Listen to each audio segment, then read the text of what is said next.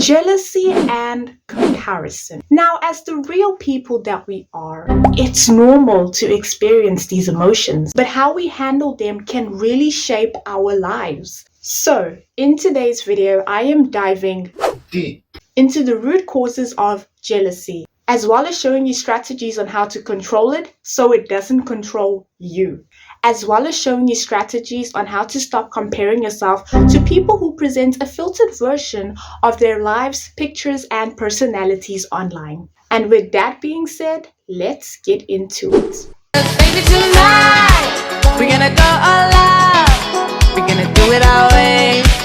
Don't care what they say. Jealousy is an emotion that shows up when you're afraid of losing something, or you feel like someone else having something means that there's less for you.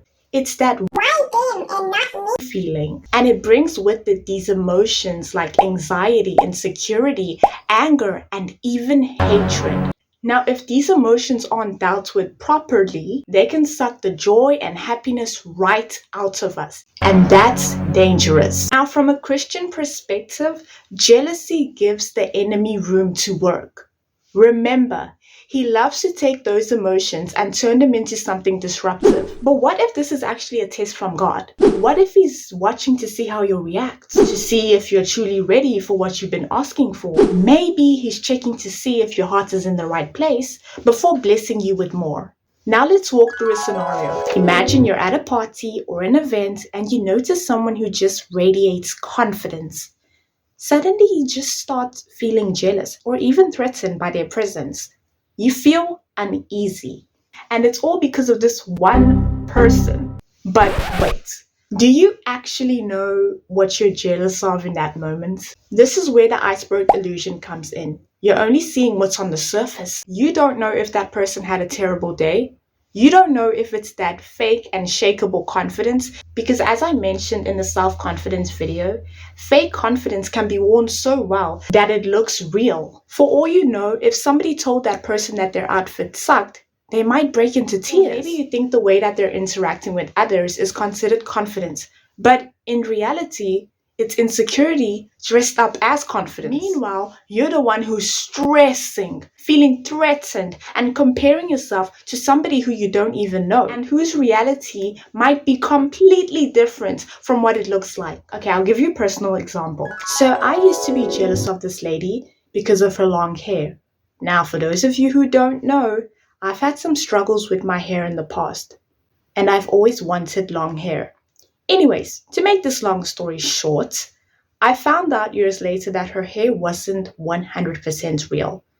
She wore extensions but always told people that it was all natural. So the point is to be careful about what you're jealous of and who or what you're comparing yourself to, because you might be comparing yourself to a facade, an illusion that's been worn so well that you mistake it for reality. Another thing that I want to mention about jealousy, so as I mentioned in the definition, it's when you feel like someone else having something means that there's less for you. Now I understand for some of us a scarcity mindset was instilled in us during our childhood, a mindset that makes you feel like there's no room for all of us.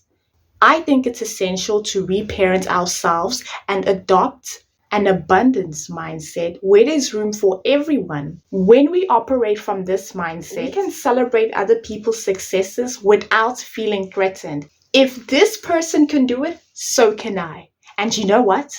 I'm going to root for you because I don't need others to fall behind for me to feel ahead or for me to feel better about myself. Yes, they might have gotten something that you wanted before you.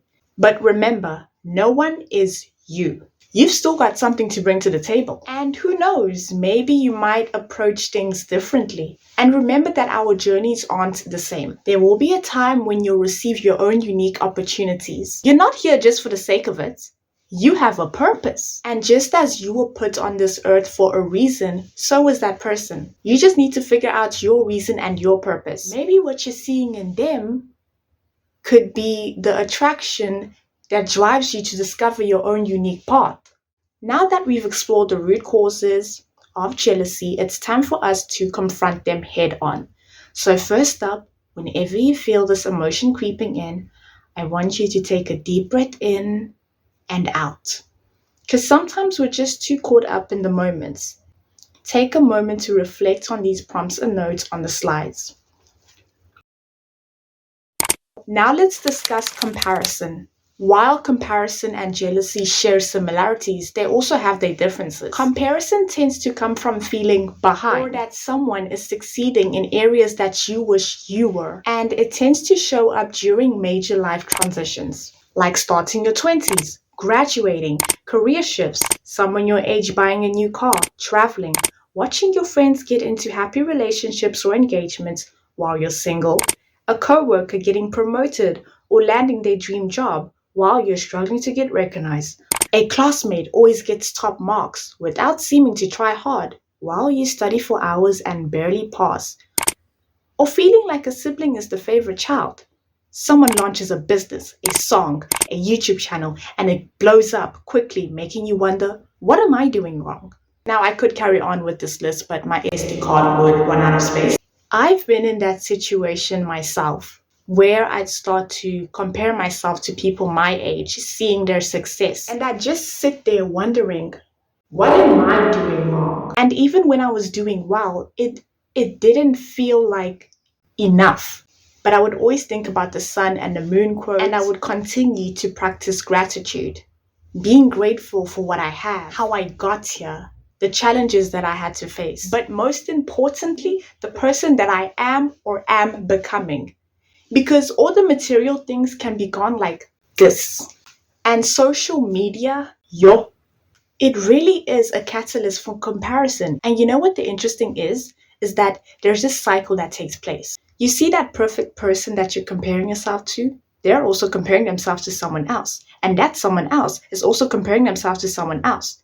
So, how are we going to break the cycle? First up, make a list of all the situations that will make you want to compare. It could be a person that always shows off on Instagram, or even a place. Maybe it could be designer stores. Because remember, you can't heal what you're unaware of.